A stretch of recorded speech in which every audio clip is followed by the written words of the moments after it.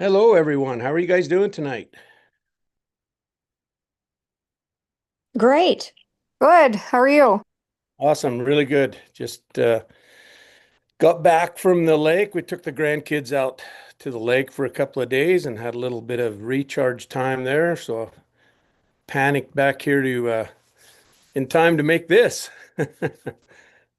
make this event. So yeah, I'm really stoked about this. I've been coaching videos all for a couple of days there, or judging videos, I should say.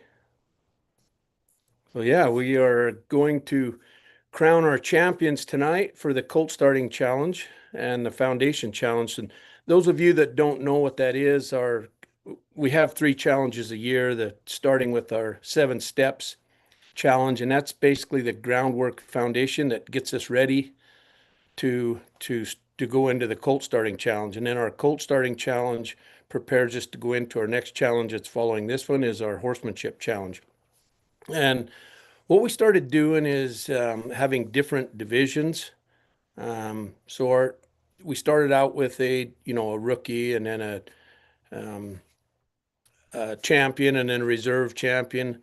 And what we've done in the past few challenges, I think that works the best is it opens it up to everybody so that everybody has a chance at a buckle. So there's our never won a buckle before, that category, and then our rookie division in the Colt Starting Challenge. And if there's enough people, we'll have that in the foundation challenge. And unfortunately, there wasn't enough in this challenge, so we just have gave our rookie challenge was in just the in the Colt Starting Challenge, not the foundation challenge. So what the foundation challenge is it's if you have a horse and but he doesn't have our program on him, he could be at any level, and what we do is have you videotape the beginning stages so we can see the progression because it's judged on progression, where your horse was, if he was a problem horse or if he just, he wasn't a problem horse, but he just didn't have much of a foundation. He was really green broke, but he wasn't a colt. And so that's what the foundation challenge is. And then a colt starting is obviously one that's never been saddled, never been ridden before. And again, we have you send in videotapes of the first. We have a few a few key lessons that we need to see the first lessons of, and that's how it's judged. This challenge is the only one that's judged on progression. Um, the other two challenge are judged on perfection, like any other horse show. So yeah, so before we get into that, I just want to make sure everyone is here for our that we're going to be crowning here, and hopefully might just give everybody a few more minutes. So um, what we'll do is I'll post the video. I got your video, your winning run. So as soon as you see that run up, I'll announce your name. If you could click on your camera as quick as you can and your mic, and I'll just have you guys give us your take on your run. Just kind of walk us through your video, if you will.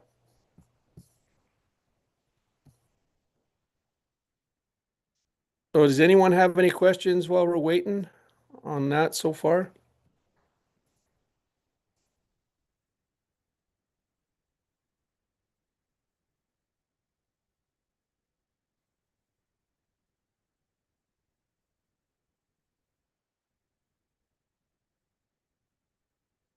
Okay. Awesome, guys. So I think we are live on YouTube as well. It says that, yeah. So hello, YouTubers, all you guys watching us on YouTube. And what we're going to start with is our first buckle champion, and that is in the Colt starting category. And that second here person is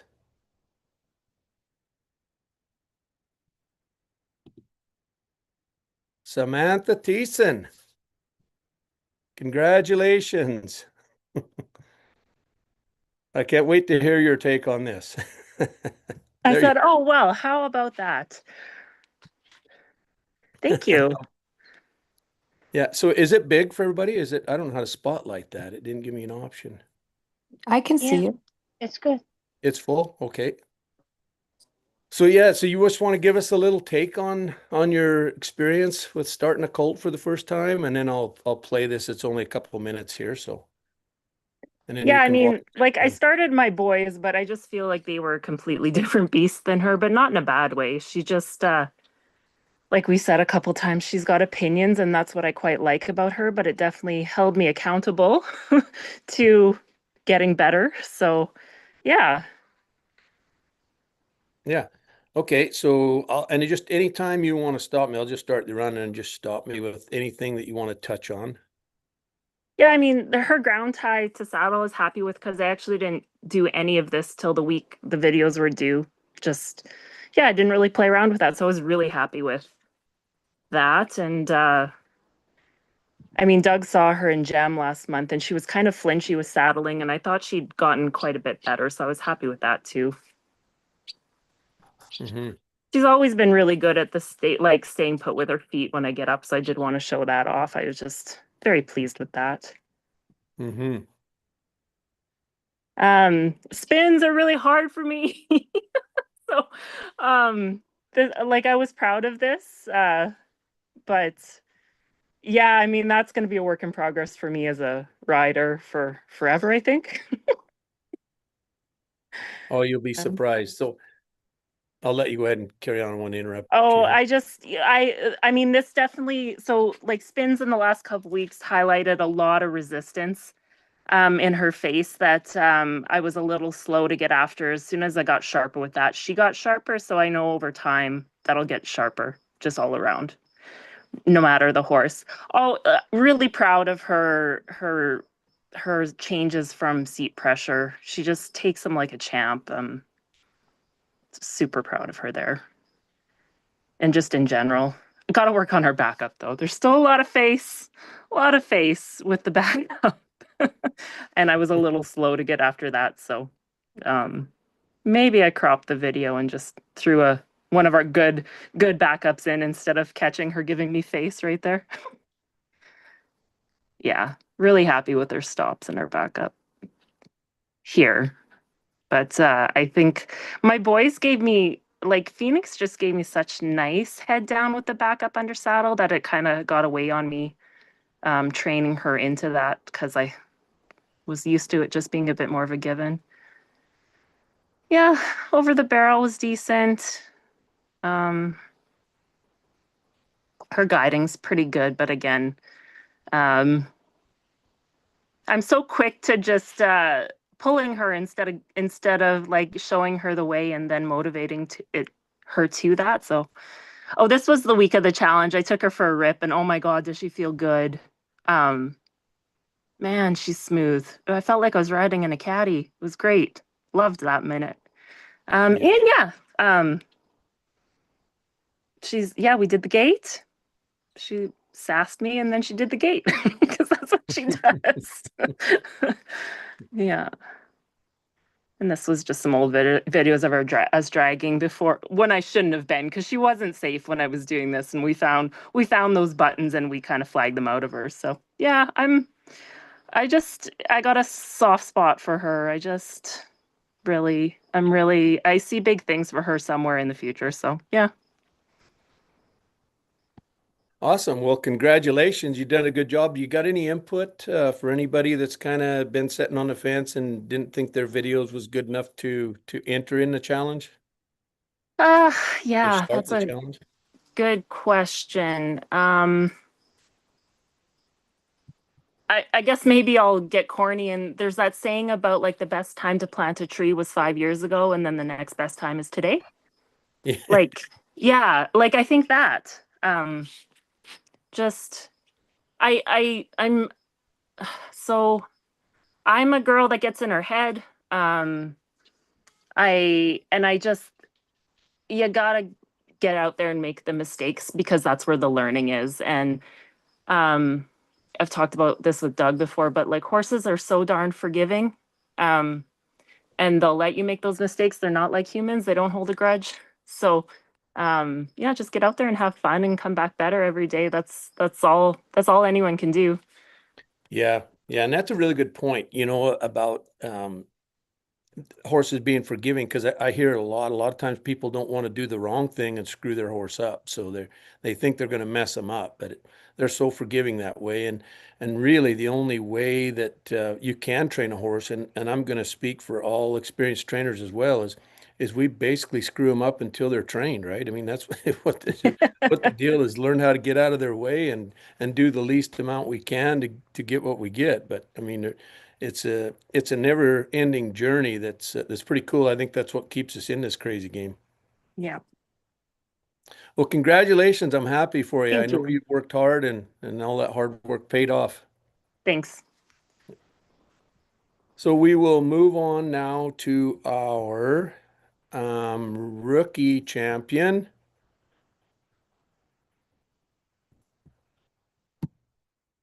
Christine Miles.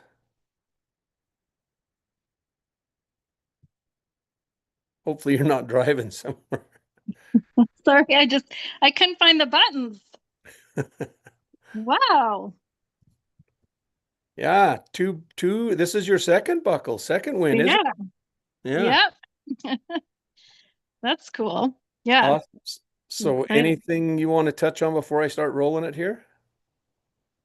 um, no, I think you can probably just start rolling it. Okay. I Yeah, know so you this, kept your feet. You didn't fall down that time. no, I didn't. Yeah, the last time I did fall down with my other horse. But yeah, this actually was interesting because she did good in the beginning and then she got worse. I had to motivate her. So she actually, you probably won't see it in the videos, but she broke my saddle because she ran away and ran under a tree. Oh no. Yeah. So, anyways, but I was really happy with how it turned out. Broke your Um, saddle. Oh my God. Stuff yeah, you she don't did. see on video. Eh? She broke the no, I didn't have it. She broke the horn off my yeah. Oh no. Yeah. But that was I should have probably it's because it was in the yard and it's not a great place to be chasing a horse around. So, Yeah, anyways, fair enough. but yeah. So yeah, and then this was I tried this first.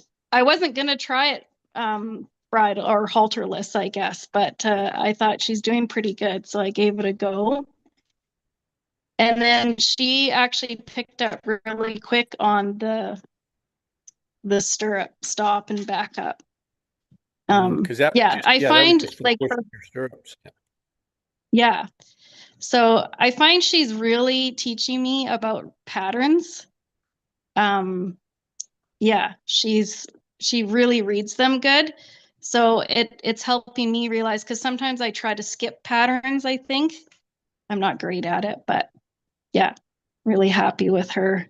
Yeah, that showed off that stop there really cool too. And Yeah, I'll just stop it here and talk about that for a bit because that is so that's so true because you know, a horse that's been contaminated like your last horse, he was fairly contaminated. So it's really hard to get those horses to read a pattern. And then even after they've been contaminated and you've got them through some stuff, they still, I think they read the pattern, but there's still resistance there. So you can't tell when they're reading yeah, the pattern when they're not. But with her, yeah, you know, outside of halter breaking, everything on her was you, right? So when you teach her the yeah, stirrup stop, it's a brand new lesson, and I think that's what really teaches you patterns with horses is working you know, a fresh horse or teaching them something new, and that's why a lot of our lessons in the beginning are new lessons. You know, they were designed to help, you know, be able to teach people how to manage their pressure and have that conversation better, but yeah, they're all different lessons. So it does open up a horse that has opened up his mind, a horse that's been contaminated. It helps kind of open up their mind and get them reading a pattern a little bit. yeah. But yeah, she was much better at teaching me patterns, I think. And But how slow I had to go. That was usually the problem, as with everybody. yeah, I But thought you was pretty yeah, creative here going through the trees. This was your weave through the cones. yeah. I was like, I don't really have a great spot to put anything, so I was like, well, I have lots of trees, so I can show off how she maneuvers through trees, no problem. But yeah, and she's really, really soft until it's actually interesting too, because I really noticed also what she does where you talk a lot about they're good, and then they get worse. And Mhm. then that's when you need to start motivating them. And she does that really, yeah. She Yep. just follows, yeah. So, and this spin, just like Sam, spins are really hard for me. I would think that she was doing really good, and then she was moving that hip. So it's because I thought, oh, that's awesome. She's not moving her hip. And then all of a sudden I'd look at the video and she'd be moving her hip. But um, trotting in a circle and going smaller helped a bit. Mhm. It's a hard thing to Yeah. feel. It does take some time to feel that for sure. Yeah. So, yeah. And then her side pass, I mean, yeah, for anybody, worried about sending videos in, they're not good enough. Like, I was messaging Doug, I think the day before we had to have videos in. Still struggling, I think, with this side passing or spin or something. So yeah, I definitely I'm a little hard on myself because I thought I should have been farther ahead than I am, but at the same time, it's kind of cool Oh my what I goodness. was Like, able well, to yeah, do. just look at your horse. Like this is your first horse you ever started. Like typically Yeah, people would send this horse out for 3 months or 2 months, whatever, to a trainer. And when it come back, you don't know the buttons, right? You're going to have a whole different right, animal to deal with. Because as soon as start letting that horse uh, get away with small things that the trainer, because every trainer has his pet peeve, right? There's certain things trainers just won't allow, and other trainers, they don't think it's a big deal at all. So we all got those things. And as soon as you let her, she's going to test you with something that other trainer would have said no to. You're not doing that, and it made a big deal of it. right. She would have tested you, and as soon as she gets a little bit of free rein there, then the way they just take right off and they challenge Yeah, everything. And you don't really know yeah, she's challenged. You think, well, the trainer done a bad job. Didn't yeah, train this horse very well. yeah. Yeah. But Well, I and it's looked at her. actually cool. Yeah, it's interesting too because she is a dominant mare, but she's just still so different from my other Hmm. like horse. Like to me, she's not dominant. But at the same time, then what would throw me is that I would then sometimes forget about the pecking order because I never, and I know you talk about it, you say it's a big deal, but I just would kind of be like, oh well, she's good, so I don't have to worry about it. But no, you do Yeah. have to worry about it. Yeah, it Yeah, seems like we did have a conversation midway along there that she was just yeah, kind of arguing about everything. And I think I just had you focused on just the submission to mount part, yes, and it yeah, really turned her around. Yeah. yeah, it did, yeah. So, but yeah, Yeah. that's Well, pretty it's cool. it's all that stuff that becomes automatic, right? After you have to have those Yeah, struggles because, like you yeah, said, they're all the struggles that you have is how you learn. And boy, what yeah, better time to learn than on a young horse that you're starting because again, they are so forgiving. It's so yeah, cool. yeah, they are.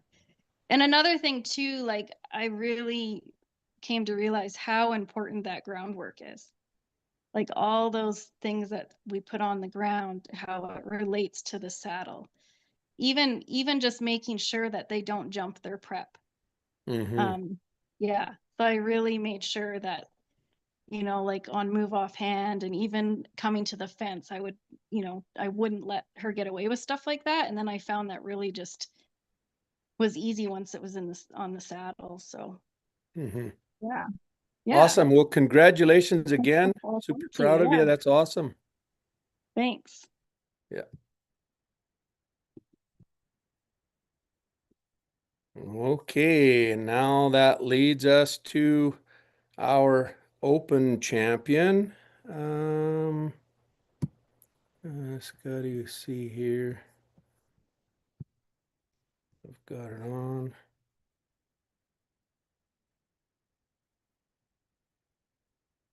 And no stranger to this task, Melissa Wright.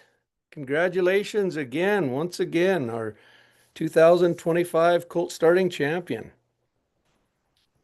Thank you. Thank you.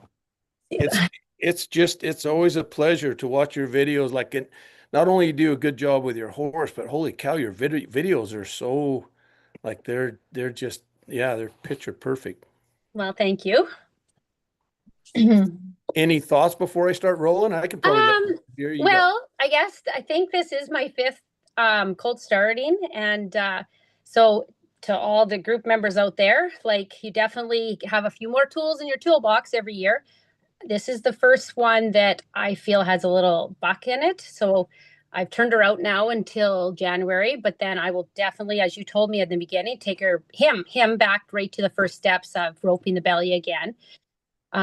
So that part makes me a tiny bit more nervous about this particular 2-year-old. With that said, though, I mean, I think the program ensured that everything was always safe. And then other than that, I mean, I think with the spin in that, this horse maybe has a little bit more athleticism than some of the others. So that maybe helped too. And I guess with all the elements, I always try to think, well, what did I do last year and how can I make it a little different? And then that's how it all evolves. Yeah.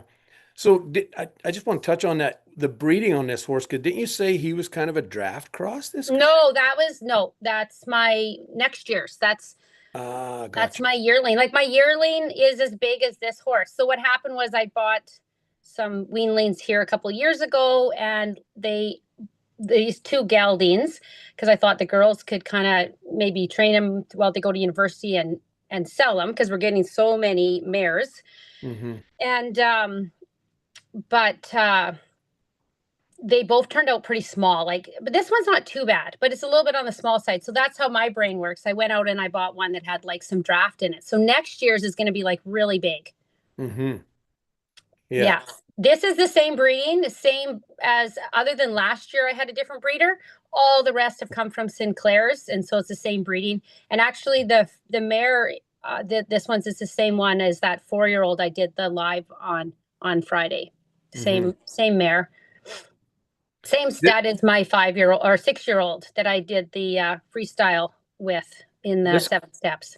This Colt is impressive. Like this, I'll just let this run, let you talk, but I'll put my 2 cents in. Like his expression a few times throughout this your video here just grabbed me. Like he just Oh, has that's such good. a cool expression. Number one is when you, yeah, I'll let you talk, but I'll just point out there's one, there's one, and it's when you were, I think, going over the barrel. And then even when you're turning him around, he stays really good about it. Even when you turn up the speed and stuff, he's a nice colt. Well, that's good to hear because, like I say, that first saddling made me pretty nervous. Yeah, he was a little bronky. So I guess with this, I mean, like Christine just said, that just goes back to the groundwork. We had a really good winter doing the 7 steps.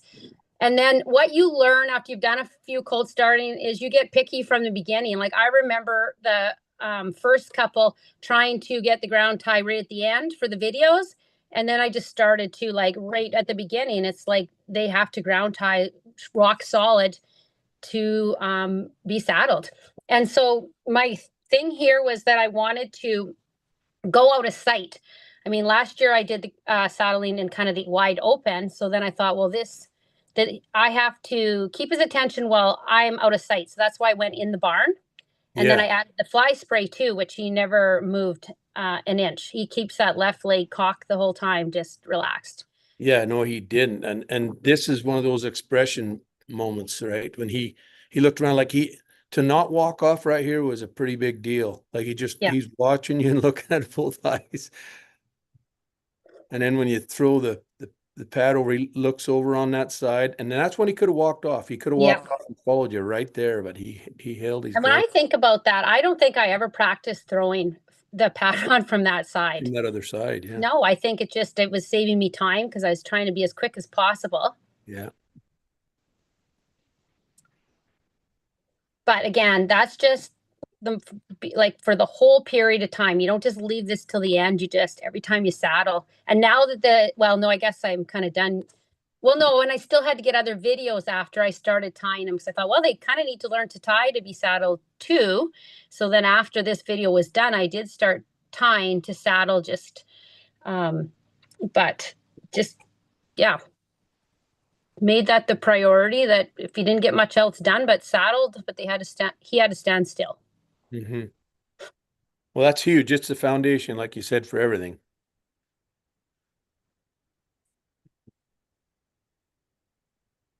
And then my goal here was to kind of like close the door and be out of sight, and that his attention's still on me, wondering when I'm going to come out.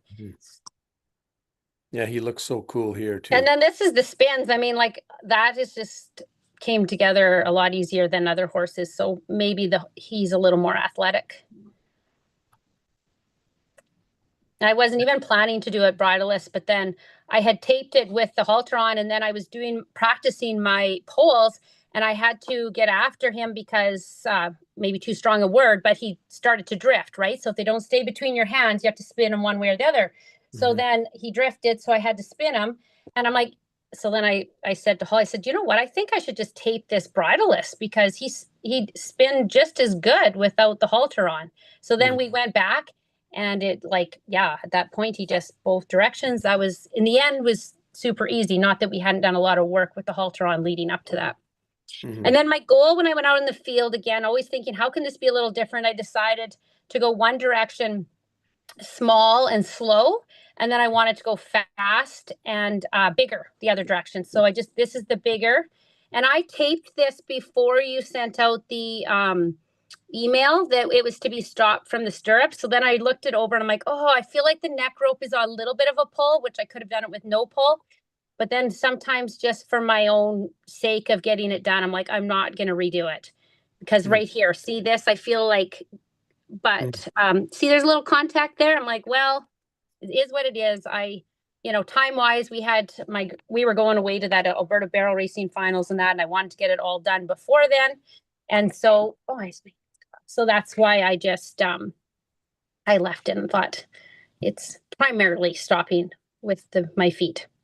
Yeah, and this next one is when you do the fast ones, I think. Is it this one's? Well, no, it was on that other one that, on okay. it's on the previous. So this is the weaving through the 4 poles. Okay. I come up with ideas. Sometimes they don't work. I thought I could come out of the water and then do this on the sand along the lake there. But that didn't work because it was too muddy. And so then we lost cadence, and then I had to just change my plan. That's such a pretty video, the background. Well, thank you. I gave Holly a little bit of trouble. I'm like, you could have zoomed in a bit more. But she was and stood up. I think it was hot and she was sitting there. And anyway, so then this is again over the barrel. So it's like, well, how can I take it to another element? So I decided to try an L. But because of the 7 steps and doing that at Liberty with the other horse, that was just like there's things that took practice, and this was just like that was there from the 7 steps. Yeah. And what I like too is when you think about my other horses, sometimes I do a video, I'm like, oh, they're not really crossing over. We got this on like the very first take. So again, that's the horse is picking up and crossing over, where like other times be like, oh, this is like there was no resistance. But then when I look at the video, it's like there are stumble step, like, yeah, I'm not crossing over. Now, this here actually took a lot of work. Like when I started going outside with Hope, because she was practicing with her roping a little bit, the breakaway, just in a pen, I tell you, I could have come off quite a few times because he was pretty flighty. And so this took a lot of just desensitizing and following. And so I know it doesn't look that impressive, but actually if I had a before video of this, where I feel like my other horses, like especially the last 2, not nervous around the cattle at all. And ironically, more nervous than the previous with the cattle, but obviously come a long ways. But yeah, he's cowy. Like he's pinning his ears. He's going at him. Like he's going to be good. Well, that's good. This was no problem. It didn't take much practice at all. Like, again, I think some of the just 7 steps, moving off the hand, they just learned to side pass and move over. I remember back doing the come to the fence and having to kind of get really work on moving the hip over. And that took a bit of practice. And then that just months later transfers to this, where all of a sudden you go up to the gate and they have their shoulder in place, but not their hip. But then because of the time on the ground in the winter, I'm making them, like you see here, there'll be a step, I think. Well, maybe it's before, but where the hip has to move over. And again, I should have practiced the water. I went out and thought I could do this wonderful video taking in the water, but it was honestly the first time in the water. So then I couldn't be quite as. And then this was no problem at all. Going through the bush, picking up his feet, pulling a log. There's no problems there. And yeah, I have actually had my other ones further ahead with the lay down than this one. I just probably started it a little later. But when I get him back in January, we'll circle back and get it a little better. Actually, it's kind of because he leaves his right leg out too. So I'm wondering if I should have actually taught it differently, because the others always sat down and tucked their front feet. Anyway, I'm not sure why that is. What do you mean, like when he lays down, he leaves that right leg out and then has to kind of almost go on his side. like that? Yeah. Where it's just the rest would always kind of like creep up and get their legs under them. Yeah. It almost looks like he's doing a bow there. I know. I was thinking I should learn how to teach that, but I didn't really know what I was doing, so I kept going to the full lay down. But I think, yeah, that's. I think exactly you just right. quit right there. Like if you just let him get up right there and just call it a bow. Okay. But you want a different cue, like a different. Yeah. Attach a different cue to it. So he just goes down like that. He won't go that far, of course, but he'll just go down like that and just with one leg. And he just goes down to his knee and then gets back up. But I find that after you teach them to bow, they do get pretty lazy and act like they think it's the bow command, not the lay down command. Okay. They would rather What do you just do bow. for a bow command then? Where do you like to tap them for a bow? I can't remember what I did. I only taught one or two of them to do it, but I Chest think or it was because I tapped them on the front leg and then up to the elbow. Well, that's what it was. I think I started tapping them on the right up behind their elbow where my toe could reach them when I was riding them. Okay. And that was the bow, and the lay down was down below the knee. And as soon as I started having them lay down when I was on them, then I quit teaching them to bow. I just changed the button and moved it up their leg to their right at the top of their leg. That little Okay. right Yeah. where the knee goes into the shoulder. So I thought I'd just do that as my ending, like, okay. And then that's honestly the last time well, he's really easy to catch. So every time I'm catching the other horses, we can have a little visit. But I definitely think it was time for him to be done and go out. And fortunately, he's got way better grass than this grass right here. And grow and just be a 2-year-old, and I'll bring him back in the new year. Yeah. Awesome. Well, another awesome job, a flawless run. Congratulations again. Thank you. Yeah. That's pretty cool. And I see you're at work now. Yeah, I know. I wasn't thinking when they called to see if I'd stay late. I'm like, oh yeah, I think so. And then I'm like, oh my gosh, I forgot this is on. So everybody out there knows that we had it on. And I said, if I run away, it's because it's good news. And I said, if I don't run away, that's okay. I'm fine with that. So yeah, everybody's covering me right now, but. Oh, awesome. Anyway. Okay, we'll let you get back to it. Congratulations again. Good job. Okay, well, thanks so much. You're welcome. There you go, guys. So does anyone have any I'm sure there's probably lots of people that want to congratulate you there.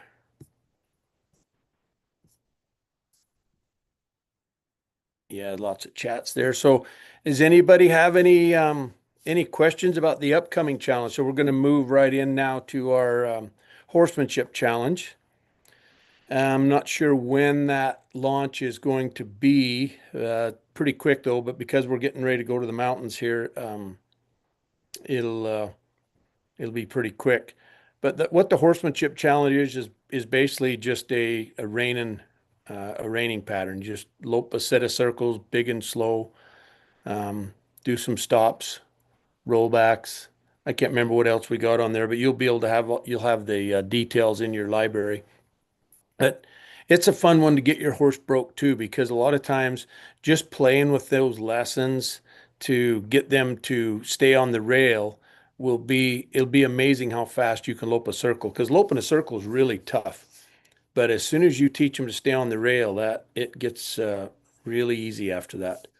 So if there's anybody that is kind of waffling about going into that challenge, that would be one of the lessons that is game changer on getting them to have cadence and stay on the rail on a loose rein. Because that's basically what we got to do to lope a circle. is they have to stay out of lope on a loose rein. And I find when they don't steer that good, we're constantly pulling them. We're slowing them down every time we go to turn them and keep them on a circle because they want to magnetize out to the gate.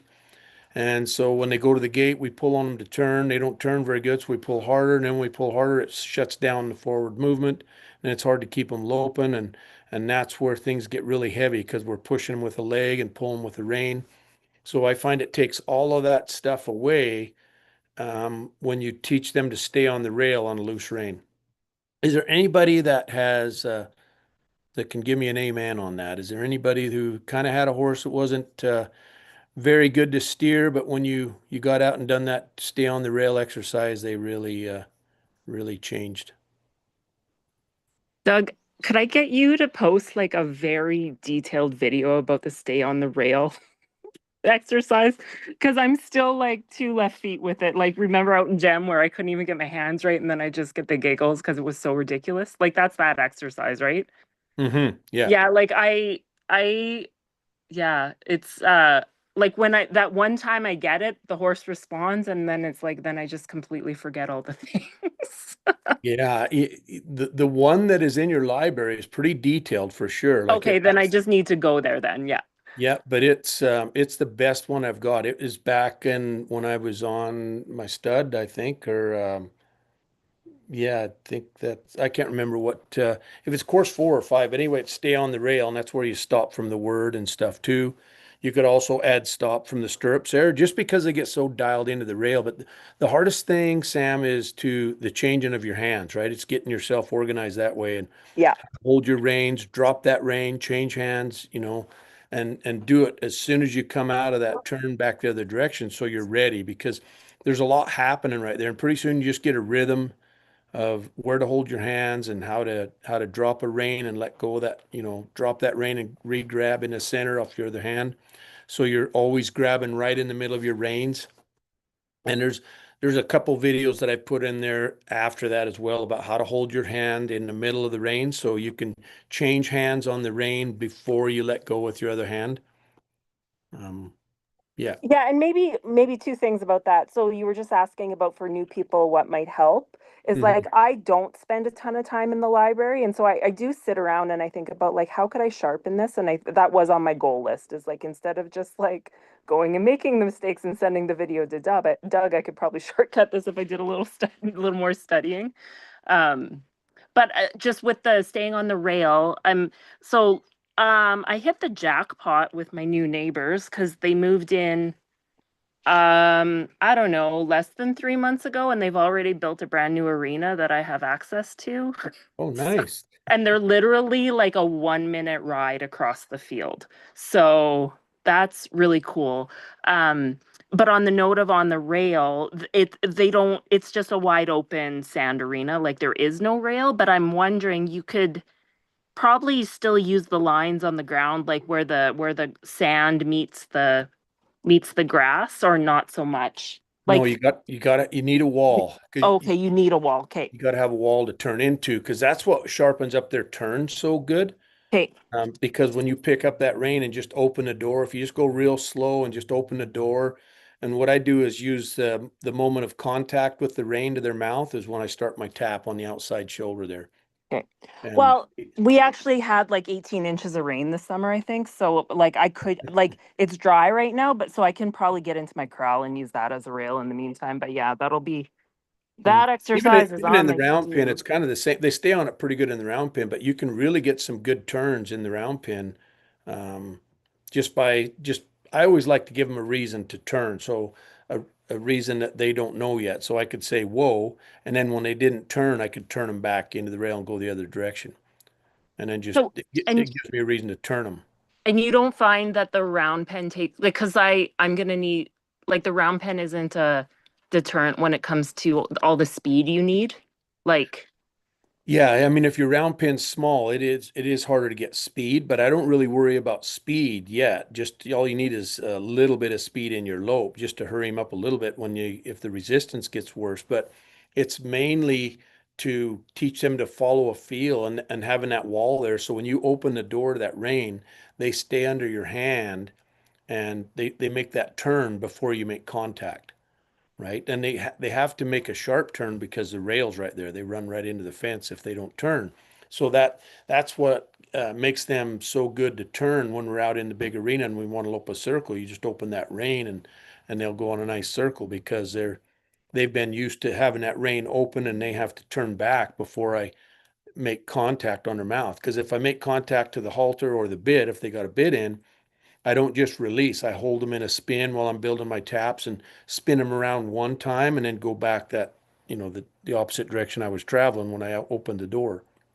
And then double that up. Each time they don't turn, but the first time that they take that turn without the rein coming in contact with their mouth, then we're done on that side and I switch sides, give them a bit of a break and then go on the other side. Okay, so like the increase in workload doesn't necessarily need to be more speed for longer on the rail. You could double down into spins. Into spins because Yeah, what it is, they're late to the turn aid, right? And yeah, so you want to up the workload in the turn because the awesome. longer it takes them to get the turn dialed in, the more they have to turn. And as soon as they get the turn dialed in, then we leave it alone. Cool. Anyway, your real question is like who's had success with that? And like Yeah. I just need more help there. So I don't know if anyone else has had like really good success there. Yeah. Awesome.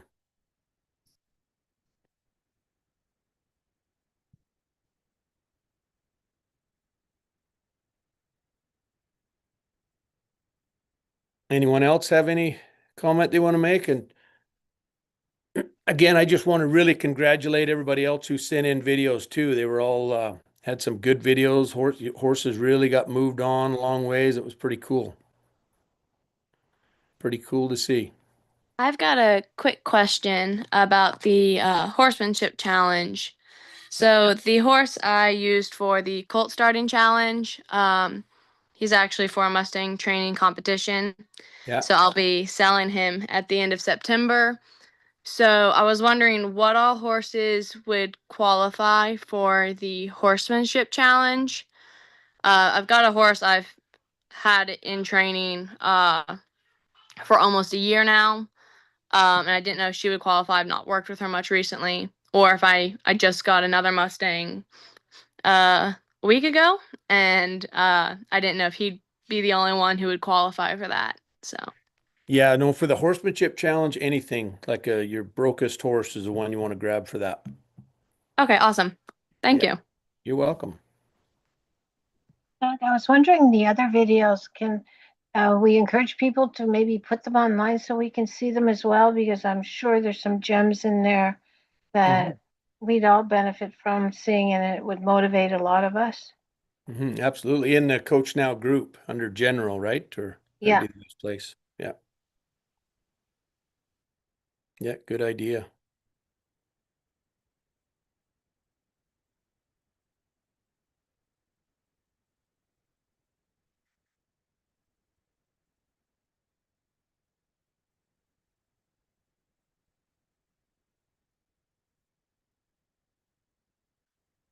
Okay, so does anyone have any other horse related questions? Anything you're dealing with at the moment? It can be any topic now. Hey Doug, so this is Amanda. I finally had some time to work with trailer loading the other day, and Roxy did amazing. So that was wonderful. That come forward to a pull really rang through and having control over feet in the backup. So Montana Red, the one that I had where he was rearing out of the trailer and he hit his head quite a few times. Um, he walked right on, and then and he stood quietly, and then I would back him up 1 foot. And his problem was he would bolt off. Remember how he broke through halters at the vets and everything? So I Mhm. got him to come forward one more with the foot, and then I went back 2 steps and then forward. But he was super almost like dancy, like not violent, but he just would not. After I started moving his feet in the trailer, I'm assuming he's anticipating the step down, would you say? And then I Yeah. was concerned that he might rear and hit his head in the trailer. So just stand to the side when they do that, right? So you're out. So if he were to bolt forward, I'm out of the way. And if he were to bolt back, he can get out. because Mhm. that's what he kind of goes to. I was just trying to figure out the safest space to be out of the way if he were to fall down or hit or injure himself. But it's not aggression. I'm just wondering if it's genuine fear or I just need a little guidance on that. I think it is, and I treat it as though it is, and if it's not, it'll go away anyway. With this correction, I'm going to tell you is I go in, I walk in front of him, so Yeah, I I can, did. Okay. and I always stay in front of him. But if he wants to back out, like if he kind Let of him go. Yeah. yeah, just go with him. Okay. Don't throw the rope at him or whatever. Just go with him so Okay. you don't run into any resistance to the rope. He's got the freedom to go out. But as soon as he's past that point of bumping his head, then put forward contact on him. Don't Oh, try to okay. pull him, just make contact. And if he takes you another 20 steps backwards, just keep that same contact to come forward. And Okay. then as soon as he stops his feet, start building your taps until he scoots forward Scoots with forward. baby scoot. Okay. Yeah. So, and that's what, um, I had him do 2 steps back and he was and just to kind of work on like a little bit of control in the trailer.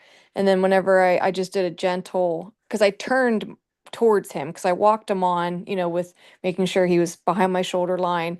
And he went to get on and he actually kind of threw his head up and he hit his head on the trailer, but he just shook it and didn't try and rear out like he's done in the past. Then he Mm. stepped on really nice. Like, and I was like, oh my gosh, because I had planned an hour and a half, 2 hours in case we had to get to that point. Yeah. Um, and it was, I backed him up and he stopped. And then whenever I thought, well, I'm just going to try and maybe I was thinking around like get control of all 4 feet, like forward 1 step and release for the right front, and then forward 1 step, release for the left, and then forward, and then, go into the back up, which he did back up and then he stopped. And then I noticed some of the other horses because I had to help a colleague trailer load this weekend, and the one horse almost bit me in the face when I started adding the taps, and I was glad I got out of that. And I managed to get both the horses on, but they all look back, like they're just standing there looking back, like where are they supposed to go? And he Mhm. went to, when he goes to look back, I mean, I felt like I shouldn't have taken my hand down. Should I put my prep back on to get him to come back to me? Be like, Yeah, don't just worry about that, come back to me. yeah, that's what I think. Just anything Okay. you can do to change his mind to keep his focus on you. And that 1 step forward and 1 step back is gold for you there too. And like get him as far in the trailer as you can and just go one Okay. step back, 1 step forward, 2 steps back, 2 steps forward. Okay, So yeah, that's what I was doing. And then he got almost because it's a 3 slant load trailer. So then we were kind of working our way back to probably I would say like the last stall area. And then when I went to and I thought, okay, I'm gonna back him off because when his back feet hit the ground, that's usually when he barrels out. And he backed out, I would say quite slow with and I just kind of let the rope loose in case he were to bolt, but I still had my 6 inches. And then he mhm. backed out nice. And then I called it a day, but then I was thinking he was still a little bothered by being in the trailer. So I just need to do Yeah. more, do you think? Yeah, because he will be. And I think the Okay. anxiety is just him. I think they get in a panic about running out, right? They start going out of Yes.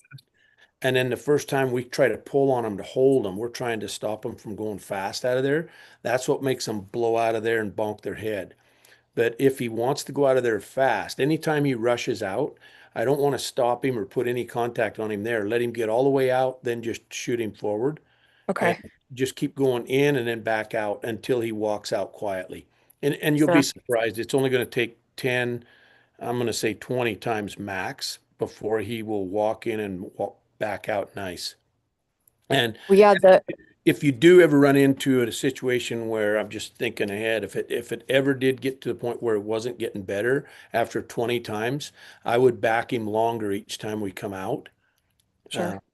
so he backing up is not something he's wanting to do, and back him in a circle all the way up around. So leave the trailer, come closer to the trailer, and then just lead him on the bus and let him set on the bus. So all we're trying to do is really use that his anxiety and lack of understanding right now as an opportunity to teach him and train him to get really precise body control, directional wise, forward and back, independent feet, and then make that inside of that trailer a good place. So that's where we would do our, lunging them outside or pushing them off our hand or backing them up or whatever we're doing outside the trailer.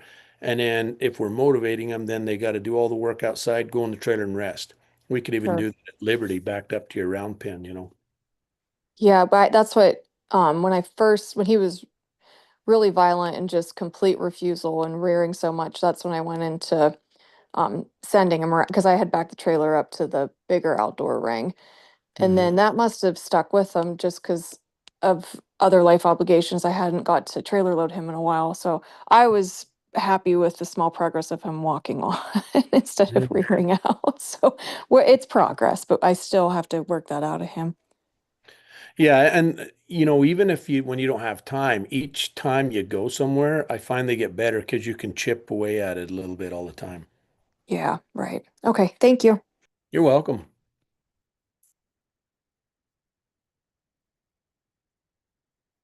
Anyone else? I did successfully get two pretty high aggression horses on a trailer this weekend, and it was just in a field, so we didn't have a ring. So I was pretty proud about myself. And I got it done in like 40 minutes. And this was after the owner had tried for probably 10 minutes. And she's a friend of mine. I just said, and people had a strap around the one horse's hind end trying to push him in. They got a plywood board and was trying to push him in.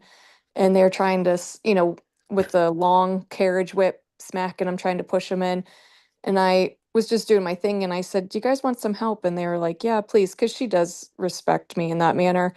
Yeah. And I got them. I mean, it was 45 minutes total after they had did all that. So I think in 20 minutes I had them both in. So I was pretty happy about that. Yeah, for sure. Like, I mean, when you talked about the tap, like that's the thing you want to really watch for is those horses that have been tapped aggressively and get really aggressive back at you. So that's why we do send off food first or Liberty work there first if you can. And I know you don't always have that opportunity, but you'll never forget that now. Like you'll really be watching for those face biters. That's scary. Yeah, well, and it was funny because it's it's a colleague of mine, it's her husband's horse, and this horse can do no wrong in their mind. And after I started just doing head down, back up, and I feel I'm pretty dialed in with the taps and the groundwork after working with Reno and Roxy and some other client horses. And he Mhm. went to bite and they both go, "Oh, that's new." And Yeah, then yeah. it just sick, and I didn't, wail on him. I'm Mm. like, I'm fair with my taps. And then once he learned the releases with the come forward to a pull, then he got on so nicely. And I'm like, okay, it was just the right release because they just, they don't, and they're new to the horse world, and they just Mhm. kept trying to, they pull and pull, pull harder, and then try and drive him from behind, and it wasn't working. So I was just happy we got him on. Yeah. Yeah, that's right. Yeah, it And feels then good. this, Definitely it when feels good. And then the second day when they were loading up to go home, it was way less of a fight and way easier. So I was like, see guys, this program works, I yeah. think. And I've never really, I handled the one horse a little bit, but not the other one. Yeah. Yeah, right. Well, it gives you an opportunity to address right where the problem is, right? So anytime they refuse a trailer, um, our mind goes to a bad experience or anything like that. But it's 100% of the time lack of respect for come forward to a pull. And really, how many training lessons do you ever see anybody do where come forward to a pull? It's just not something we really teach, right? You tie them up, and if that's halter training, and then when you get them off there, if they don't lead, tap them behind, get somebody driving around till they kind of follow you around, and they'll go almost anywhere, especially if you start taking them to grain, taking them to grass and water and stuff like that, and taking them for walks. They'll go anywhere you go, but they still have never been taught how have a specific lesson on being taught how to lead forward. And I find no horse has ever had a specific lesson until you can have them follow a feel. So they will come forward in multiple gears, right? So they'll come forward at a walk, a slow walk, a medium walk, a fast walk, or a slow jog, or all the way up into, a lope. And we used to work on it up into a lope. In fact, that might be something we might start adding to the 7 steps. Hopefully, this will be a note in there that we can, because I'm always wondering what else can we do in the 7 steps to add, but we can sure progress that to the top end of you guys is have them lead forward at a lope, because boy, you'll see a big change when you can get them to lead forward at a lope. There's really nowhere you can't ask them to lead. They'll go anywhere.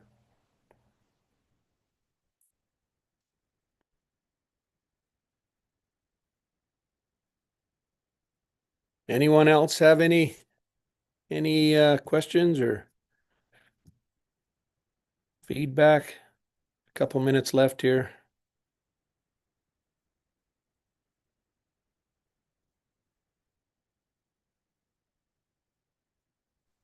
Hi, Doug. It's Karen. Hi, Since Karen. we're on trailer loading, um, it was no problem. I put my other gelding in the other side of my 2-horse straight, and then Goose, he just walks right in. So I don't know. I can lead him in now, but I can't get the butt bar done up by myself without him backing out. And I can load him at Liberty, no problem, in like 30 seconds. He knows the drill, and I can do up the butt bar then. But to get him to go by me has just been impossible. Hmm. Unless he had his buddy in there, so then he was okay. Yeah. I So don't. have you tied him? Have you got a safe place to tie him and do like a short snub, like tie him really short to a safe fence? Yeah, I've got like railway ties into the Yeah. ground, so yeah, on my Have, corrals, yeah. have you tied him short? Like I'd tie him with his head a little higher than comfortable and then tie Okay, him really short yeah, and then just move him back and forth. Like just go behind him, move him back and forth. So you can tap on his rear end and move him. He's going to have to move sideways all the way to the fence both ways. yeah. And and then run your lead rope through, around a ring or something in the front of your trailer.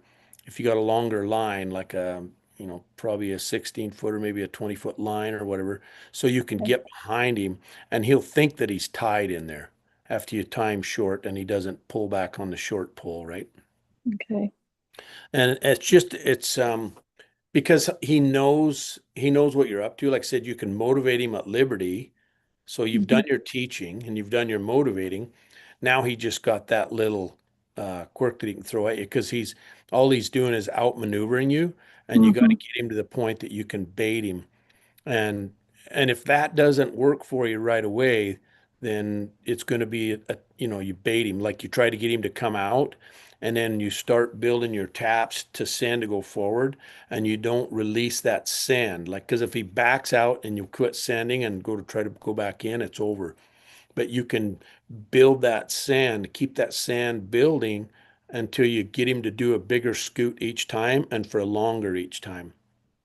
Right. So it's the pull on the line and the send forward that you're Hmm. working on. Because if he's in the trailer and he goes to back out and you just tap him real light on the butt with whatever you got, Yeah. he should go forward. And he's not. He's coming into it and Hmm. backing all the way out. So you have to keep that tap. That becomes your command. So the taps turn into a command at that point, and then you just want to keep tapping him until he shoots forward.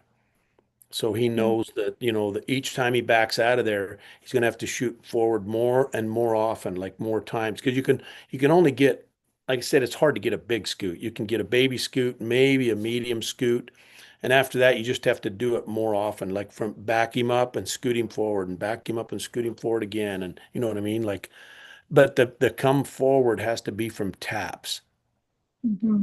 not so much your lead But rope that yeah. time. Just because you're trying to teach him to move forward off your taps, because that's it's the only thing you got back there for a command is your taps at that point. Hmm.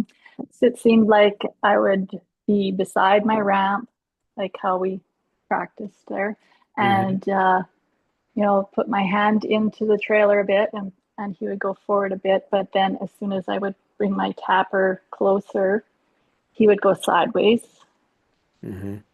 and then tap him. But then he backs out of it, or he'll come towards me. If I put my tapper on, like on my whip on the other side of him to move him back, like he's doing move off the hand kind of thing, Yeah. is what he's doing. So I think when you tie him real short there, like get real specific about where you tap him. So you Okay. can tap him over just by tapping him on the left side of his tail. Okay. He moves over and then tap him on the right side of his tail and he moves back. So you don't have to take him clear to the fence. Just get far enough back behind him that he can't kick you or whatever, and a longer whip. And so you just Mhm. tap him and then just so you get specific. I'm just kind of dreaming this up as we go here, just so you can put a command on him that will be effective when you're in that situation. And because if you get real specific about not only having him step to the right and then touch him in a new place, he steps to the left. Right. You're just getting a deeper level of control with those taps. So hopefully that'll take a hold when he goes to back out of there. You only have to tap him a couple times and he'll go forward. So just be careful not to tap too, like don't build your tap pressure very fast at all. You want to build your tap pressure super slow, because what he'll do is in that trailer, it's a short distance that he has to back before he's out. And if we max out with our taps right there before he backs out, he knows he just has to endure it for that short time. Instead, you just want to keep that tap very light. And even though he backs up, you keep tapping him. Even though he goes forward, you keep tapping him and keep building the taps. And even though he goes forward a little bit faster, keep building the taps until he'll scoot, you know. Okay. And I think that'll change him right there. Okay. I'll give her a go. Yeah. All right. Thanks. Have a good Yeah, trip. because that's a pain in the butt. If you, I mean, it's Oh, you're I always can't go stressed out. anywhere. You gotta ride two horses everywhere you go. Yeah, I don't like doing that, and yeah, I don't like it. So Yeah, you don't have a round pin every time to back up too. no, exactly. All right, we'll give her a go. Thank you. You're welcome. Okay, guys, again, congratulations to all of our foundation and Colt starting champions. Super good job, you guys. Proud of you. It's I think it's working. Maybe we'll just keep doing this stuff, I guess. I was thinking, I was talking to the team a little bit. We was thinking about whether we want to keep the challenges going or maybe cut them back a little bit, but I don't know. I'd love some input from you guys if you just want to post your thoughts or whatever in Coach Now privately. But the reason we started the challenges, I should just touch on that, is just so it's motivation enough to get you outside and try to get you out of your comfort zone enough to to get you over the hump. Because I don't know how many times I've heard, people say that their horse progressed in the last 2 weeks of hustling, trying to get their horse, dialed in on a couple of maneuvers for the challenge than they did the whole 3 months. So, and we know they're definitely beneficial, but it might be a little too much. Too many of them, maybe. We might have too many. We might just have the 7 steps challenge. That's one we're not going to take away for sure. But it's really nice to see the Colt starting challenges, but I just don't know about this last one, the horsemanship challenge. So your guys' thoughts and Coach Now would be appreciated. Okay, take care, guys. Have a great night. We'll see you in a week. Thank you. Good night, everybody.